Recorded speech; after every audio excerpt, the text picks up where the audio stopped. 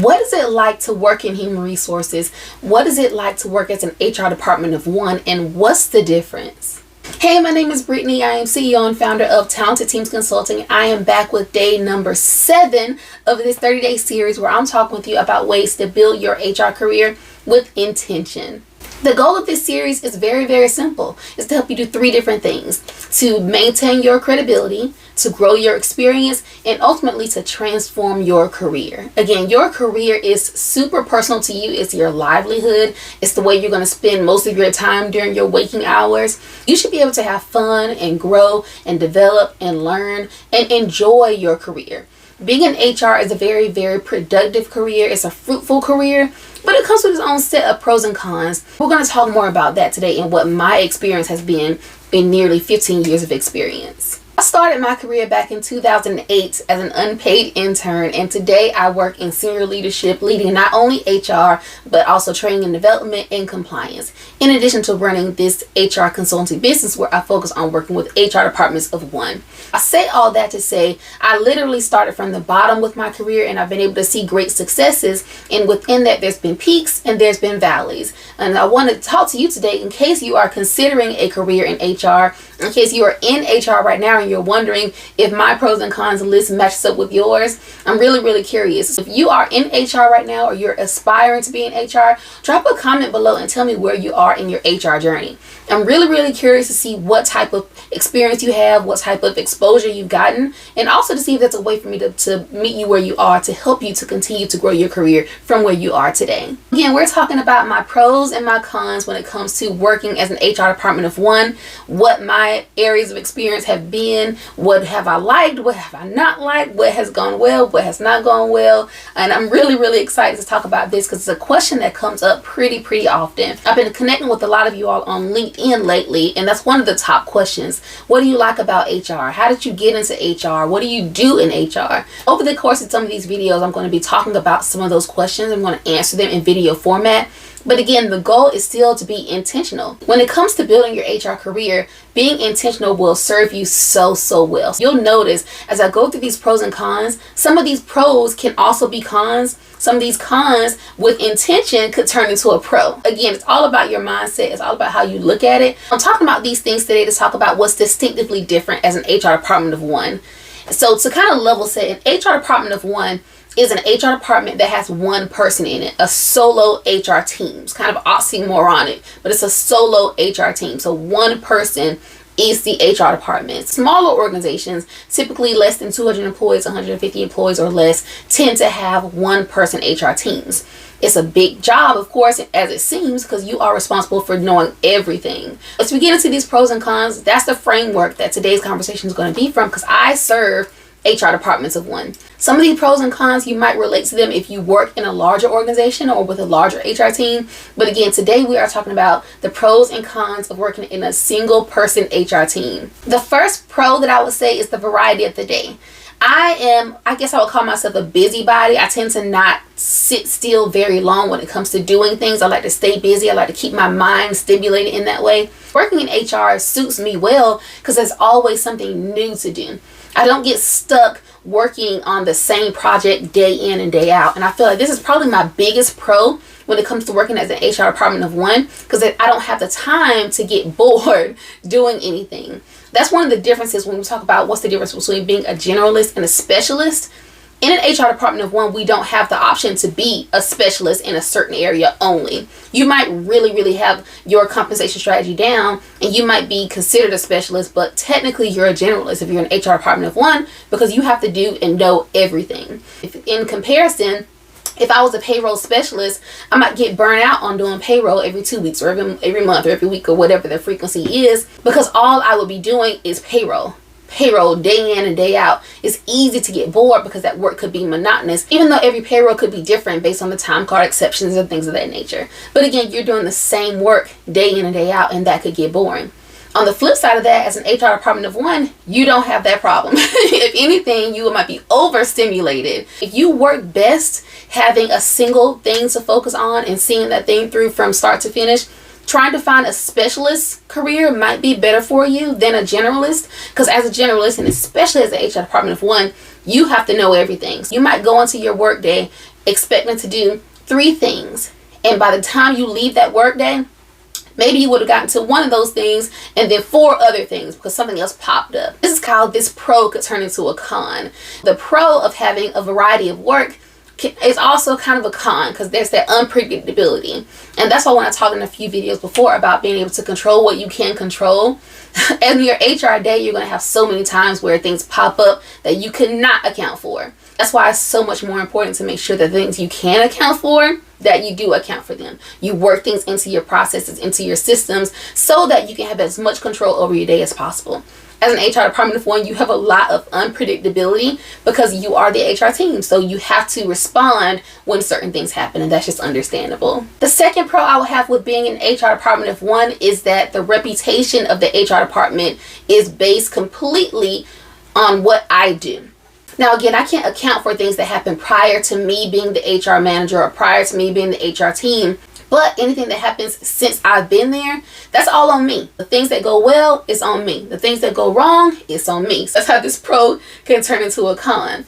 There's not many jobs where you can go into the job and if everything goes well, it's completely reflective of your organization, your work, your productivity. As an HR department of 1, because you are the only person doing that work, when things go well, it's a reflection of you. To me, as a person who likes to do well and likes to know that I'm doing well, that's a really big pro. In this way, being an HR department of 1 has its pros and its cons, but with everything, it's all about how you look at it. As long as you know that you are controlling what you can control, calling back a prior video that we did in this 30-day series, and you know that you are putting systems in place to make sure that you are working as effectively as you can when things go wrong, because it will go wrong, because you are a person, you are human, you will make mistakes, but it's okay. Knowing that the reputation of your department is going to be dependent on the work that you do, it should empower you to approach it with a different level of seriousness, of different level of professionalism, because you know that whatever you do is going to reflect back on you individually, and you can't hide behind another teammate because you are the only teammate. The flip side of that pro is also the stress level of working as the HR department of 1.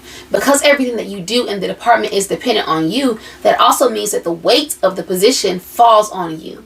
Again, when things go wrong, it's on you. When things happen, you have to respond, you have to react. And it can be a very stressful position.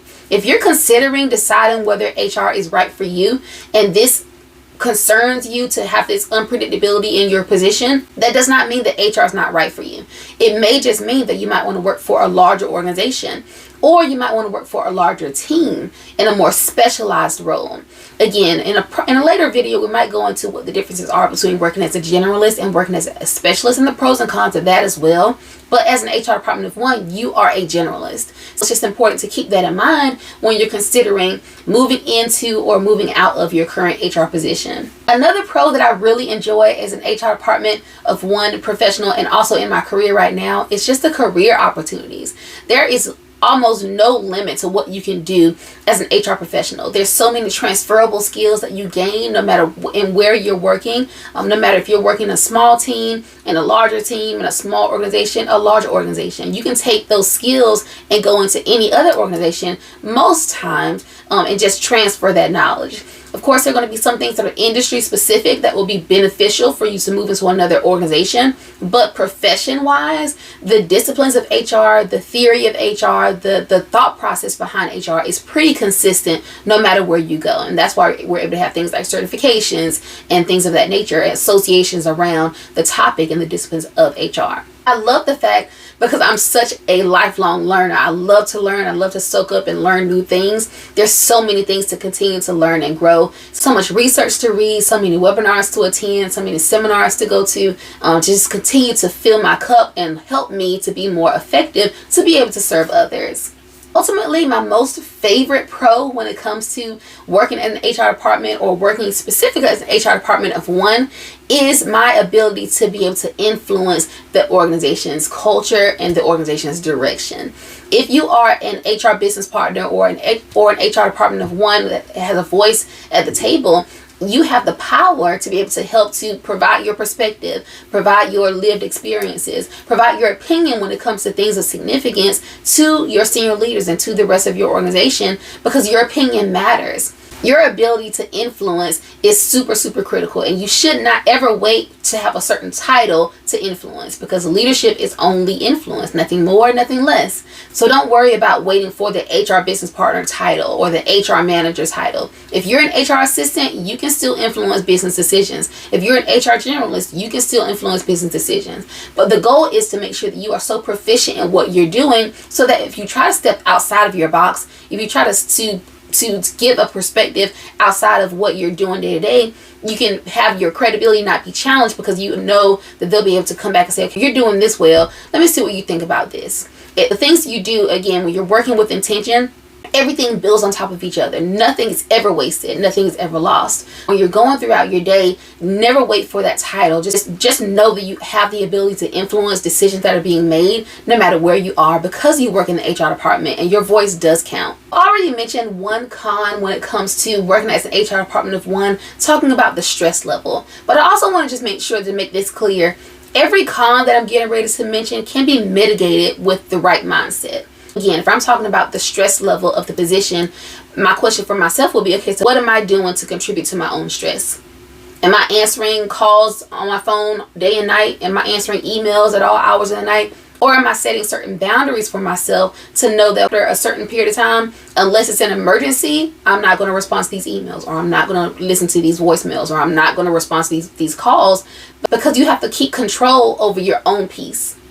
And that's one thing I had to learn as an HR department of one, and even as I've grown my team, I've got to learn to make sure that I put boundaries in place, and I help my team to do the same, because you are not a machine. You are a person with feelings, and you have a family, and you have a life outside of your job, so you have to make sure you make time for that as well.